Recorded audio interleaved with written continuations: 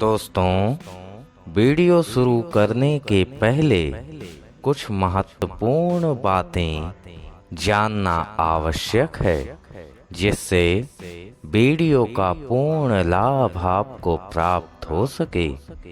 सबसे पहले हम वीडियो की विशेषता जानने का प्रयास करते हैं। वीडियो पूर्णतः रिसर्च के बाद तैयार की गई है। वीडियो की हर एक बताई गई बात बहुत ही महत्वपूर्ण कॉन्सेप्ट है, इसलिए इस वीडियो को बहुत ही ध्यानपूर्वक सुनने पर आपको पूर्णतः लाभ मिलेगा। इस वीडियो का उद्देश्य आपकी आंतरिक शक्ति को मजबूत कर आपको अपने लक्ष्य हासिल करवाकर आपको जीवन में सफल बनाने के लिए एक छोटा सा प्रयास है। इस वीडियो का पूर्णतः लाभ तभी मिल पाएगा जब आप वीडियो में कही गई हर एक बात को ध्यानपूर्वक सुनेंगे और कॉन्सेप्ट समझ ना आने पर वीडियो को पॉज करके सोचेंगे और इतने में भी समझ में ना आए तो आप वीडियो को 2 से 3 बार देख के समझने का प्रयास करेंगे।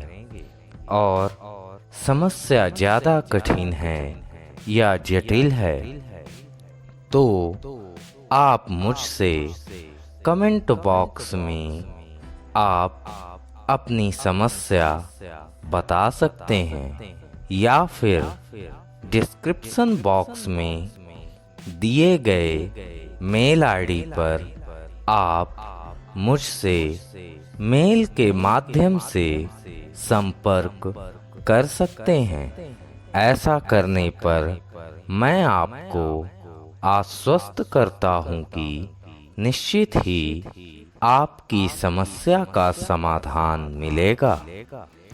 तो दोस्तों, अब हम इस वीडियो में सर्वप्रथम गीता उपदेश के माध्यम से सुख और दुख समझने के बाद गौतम बुद्ध की कहानी से पूर्णतः समझकर गीता और बुद्ध के विचारों का विश्लेषण भी करेंगे। इसलिए अंतिम तक वीडियो में बने रहें। तो चलिए दोस्तों, अब हम शुरू करते हैं सुख और दुख के बारे में भगवत गीता का ज्ञान। श्री कृष्ण अर्जुन से कहते हैं कि हे अर्जुन, सुख और दुख सर्दी और गर्मी की तरह हैं। सुख और दुख का आना और जाना सर्दी और गर्मी के आने जाने के जैसा है। इसलिए इन्हें सहन करना सीखना चाहिए, जिससे गलत इच्छाओं और लालच का त्याग भी करना चाहिए। जिसने गलत इच्छाओं और लालच का त्याग कर दिया है, सिर्फ और सिर्फ उसे ही शांति मिलती है। इस सृष्टि में कोई भी इच्छाओं से मुक्त नहीं हो सकता। हाँ, लेकिन बुरी इच्छाओं को जरूर छोड़ सकते हैं। इस नीति का सरल अर्थ यह है कि हमारे जीवन में सुख दुख आते जाते रहते हैं। इनके विषय में परेशान नहीं होना चाहिए। अगर दुख है तो उसे सहन करना चाहिए, क्योंकि आज दुख है तो कल सुख भी आएगा। ये क्रम यूं ही चलता रहेगा। श्री कृष्ण अर्जुन से कहते हैं कि तुम मेरा चिंतन करो, लेकिन अपना कर्म भी करते रहो। शास्त्र अपना काम बीच में छोड़कर केवल भगवान का नाम लेते रहने का नहीं है। कर्म किए बिना जीवन सुखमय और सफल नहीं हो सकता। सिर्फ अपने कर्म से हमें वह सिद्धि मिल सकती है जो संन्यास लेने से भी नहीं मिल सकती। इसलिए कर्म पर ध्यान देना चाहिए। जब तक कर्म नहीं करेंगे तब तक ये जीवन पूर्ण नहीं हो सकता। अब हम शुरू करते हैं गौतम बुद्ध की एक प्रेरणादायक कहानी, जिसमें गौतम बुद्ध सुख और दुख के बारे में बताते हैं। एक गांव में एक किसान अपने दुखों से दुखी था। किसी ने उस किसान को बताया कि तुम अपने दुखों के समाधान के लिए बुद्ध की शरण में जाओ, वे तुम्हारे सभी दुखों का समाधान कर देंगे। यह सुनकर वह किसान बुद्ध की शरण में चल पड़ा। जैसा कि हम सबके जीवन में होता है कि वह किसान भी अनेक कठिनाइयों का सामना कर रहा था। उसे लग रहा था कि बुद्ध उसे उन कठिनाइयों से निकाल देंगे, कोई उपाय बता देंगे। वह बुद्ध के पास पहुंचा और उसने बुद्ध से कहा कि हे बुद्ध, मैं एक किसान हूँ, मुझे खेती करना अच्छा लगता है, लेकिन कभी भी वर्षा पर्याप्त नहीं होती और मेरी फसल बर्बाद हो जाती है।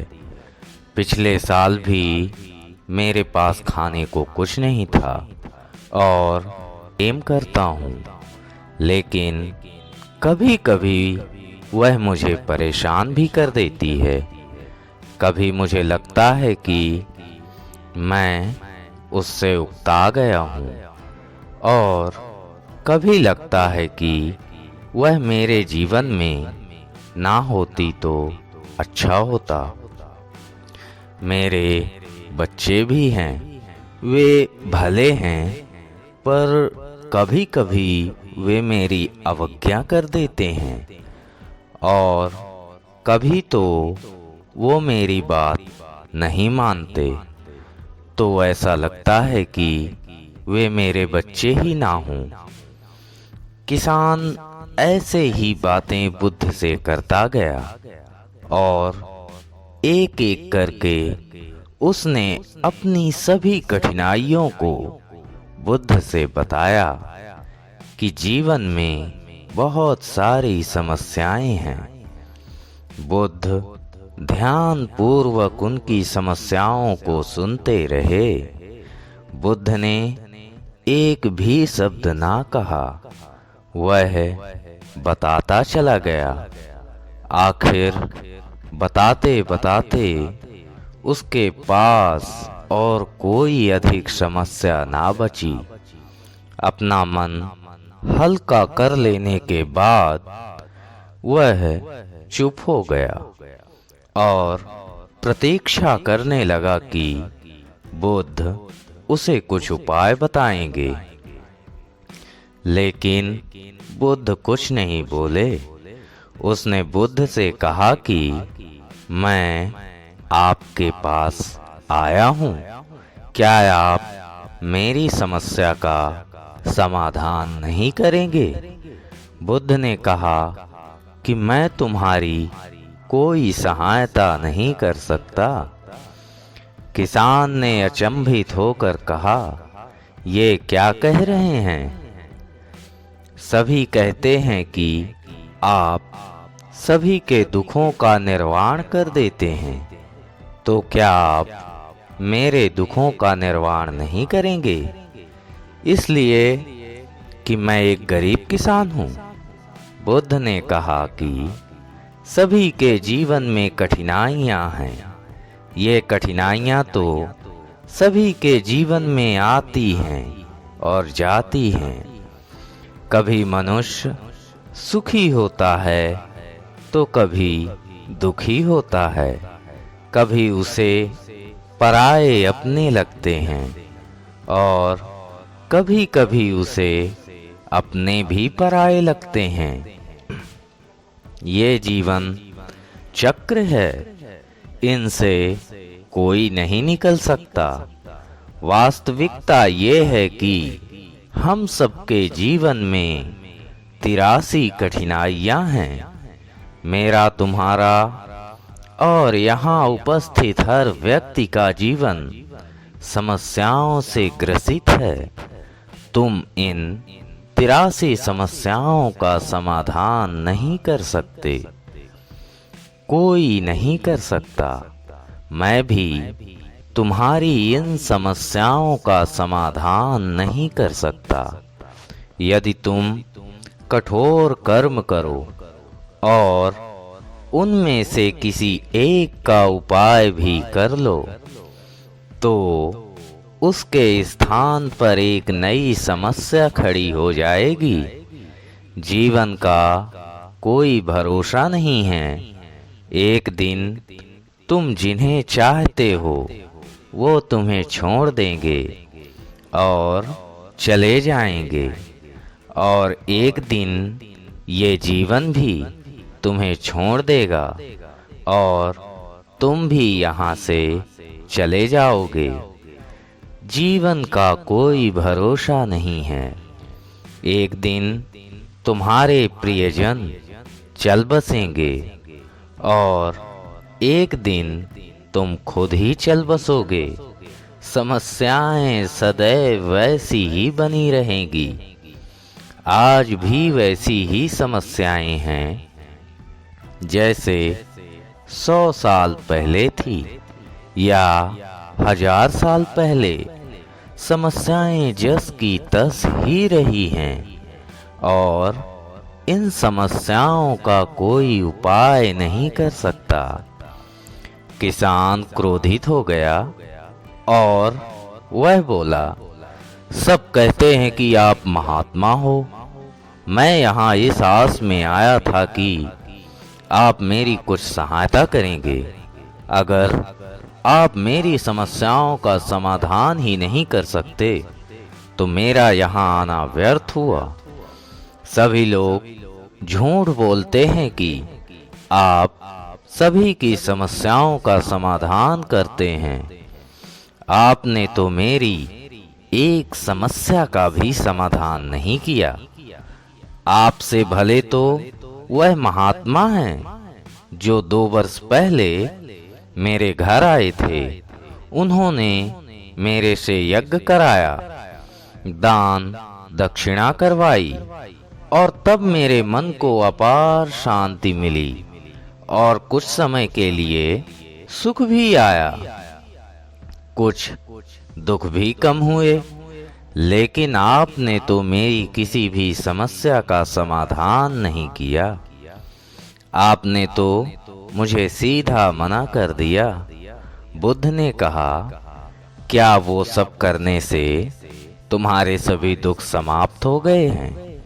क्या तुम उनसे भी कहीं अधिक दुखों में नहीं पड़े हो? ये दुख कभी समाप्त नहीं होने वाले। किसान ने कहा, तो क्या मैं ये मान लूं कि आप मेरी कोई मदद नहीं कर सकते और आप मेरी समस्याओं का हल नहीं निकाल सकते? यदि आप इतनी छोटी छोटी बातों का उपाय नहीं कर सकते तो आपकी शिक्षाएं किस काम की। बुद्ध ने कहा कि मैं आपकी 83 समस्याओं का समाधान तो नहीं कर सकता, हाँ, मैं आपकी 84वीं समस्या का समाधान कर सकता हूँ। किसान ने अचंभित होकर कहा, 84वीं? ये क्या है 84वीं समस्या? यह कौन सी समस्या है? बुद्ध ने कहा कि वह यह है कि तुम यह नहीं चाहते हो कि तुम्हारे जीवन में कोई समस्या हो। इस समस्या के कारण सारी समस्याओं का जन्म हुआ। अगर तुम इस बात को स्वीकार कर लो कि जीवन में समस्याएं होती ही हैं, सभी के जीवन में कोई ना कोई समस्या होती ही है। तुम सोचते हो कि तुम इस दुनिया में सबसे ज्यादा दुखी हो और तुम्हारे जितना कोई और दुखी नहीं है, तो तुम अपने आसपास देखो। जितने लोग तुम्हारे आसपास हैं, क्या वो तुमसे कम दुखी हैं? तुम्हें अपना दुख बड़ा लगता है, जबकि तुम्हारे आसपास रहने वाले सभी को अपना दुख बड़ा लगता है। इस दुनिया में सभी को अपना दुख बड़ा लगता है, चाहे दुख छोटा हो या बड़ा हो, लेकिन जिसके साथ घट रहा है उसी के लिए वो बड़ा होता है। हम किसी दूसरे के बारे में विचार नहीं करते, बहुत दूर के बारे में तो हम विचार बिल्कुल ही नहीं करते। कोई हमारा सगा संबंधी हो तो उसके बारे में थोड़ा विचार करते हैं, लेकिन बात अगर हम पर आ जाए तो हम बिल्कुल विचलित हो जाते हैं। अपने जीवन में कोई समस्या ना होने पर या सुख होने पर हम दूसरों को उपदेश देते हैं कि ऐसा करो या वैसा करो तो तुम्हारे जीवन में सुख आएगा। तब क्यों इतना दुख करते हो? दुख आता है और जाता है, लेकिन यही घटना जब हमारे जीवन में घटती है तो यह बातें हमें समझ में नहीं आती। हम सिर्फ अपने दुख से दुखी होते रहते हैं। तो यही है वह 84वीं समस्या कि तुम ये चाहते हो कि जीवन में कोई समस्या ना आए। यही जीवन में सभी समस्याओं की असली जड़ है। अगर तुम ध्यान पूर्वक देखोगे और समझोगे कि जीवन दुख और दुखों से हर प्रकार से भरा है, इसको तुम कभी नहीं बदल सकते। यदि तुम ये चाहते हो कि तुम्हारा जीवन सदा सुखी हो और सुख से रहो, तो ये भी संभव नहीं है। सुख और दुख को आने से हम रोक नहीं सकते, लेकिन सुख और दुख का हम पर कोई प्रभाव ना हो, ऐसी व्यवस्था हम कर सकते हैं। मैं तुम्हारी 84वीं समस्या का समाधान कर सकता हूँ, लेकिन बाकी 83 समस्याओं का समाधान मेरे हाथ में नहीं है। अगर तुम चाहते हो कि तुम्हारे जीवन में कोई समस्या ना हो, तो तुम्हें इस बात को समझना होगा कि जीवन में समस्याएं आती ही हैं, हमें उनसे विचलित नहीं होना चाहिए। वह किसान बुद्ध के चरणों में गिर पड़ा और बोला, हे बुद्ध, इतनी छोटी सी बात मैं आज तक नहीं समझ पाया। आपने इतनी छोटी सी बात मुझे सरल शब्दों में समझा दी। इसके लिए मैं आपका बहुत बहुत आभारी हूँ। अब मैं जीवन को पूर्ण रूप से जीऊँगा और सुख दुख के फेर में पड़कर अपना जीवन बर्बाद नहीं करूँगा। धन्यवाद दोस्तों।